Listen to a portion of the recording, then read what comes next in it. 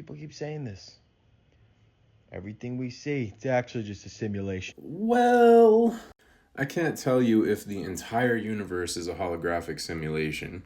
The CIA seems to think so, though. And even though there's no way for me to prove it, what I actually can say is that people don't really understand what they are. So how are they ever supposed to know who they are? The idea that the human brain is analogous to a computer is actually material reductionist propaganda. The human brain is actually an ever-developing synaptic system which learns from previous experiences. Everything that you are, everything that you ever will be, is the amalgamation of your life experiences, and it happens through a process called transduction. The human eye can interpret light in the visible wavelength. You're not the meat suit. You're the brain within the skull of the meat suit. And the only way that your brain gets information about the environment around you is through transduction. We have 5 senses: sight, smell, taste, touch, and sound. All of the information that your brain has about the environment around you is due to those senses, from birth to the point where you're watching this video. And it'll be like that until the day you die, or at least until the near future. A few different research groups at different universities in the United States are actually working on technology that is able to transmit light information from a pair of glasses actually directly to your brain. Most likely the occipital lobe, because that's the portion of the brain that deals with visual sensory.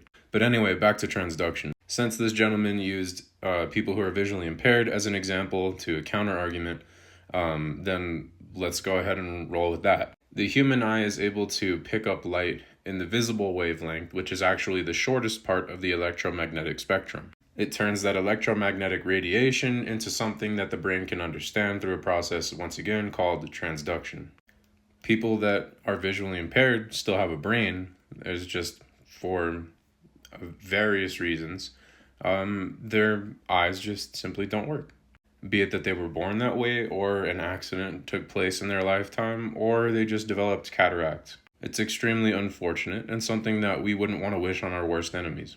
But if Neuralink is able to design these brain-computer interfaces the size of a coin which they insert into your skull, and all of a sudden you're able to control computers without your hands, then it's probably time for you to start believing in cyberpunk dystopias, because bro, you're living in one. Because it sounds like science fiction, but science fiction becomes science fact. Human senses are fallible, and there's probably a bunch of the universe that we're missing out on because we simply don't have the senses to perceive it. Some physicists actually have theorized that consciousness itself is a fundamental feature of the universe, and the human brain might actually be transducing it.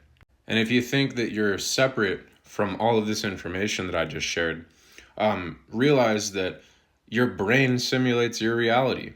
So they didn't have to plug you into the matrix. You're paying for a subscription to it in the form of this tiny little device, this glowing rectangle. Using a smartphone makes you a cyborg. You're non-invasively integrated with your technology. And if you're using it in an unhealthy way, too much screen time, then you're letting it hijack your dopaminergic reward system by doom scrolling through TikTok videos all day. But we're only human, and I've probably got an unhealthy relationship with the internet too.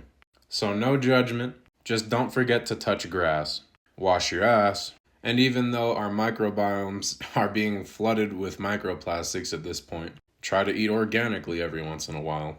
Because if your entire life experience takes place in your head, and you rely on your senses in order to understand what's going on in your environment, then we can safely say life is a dream.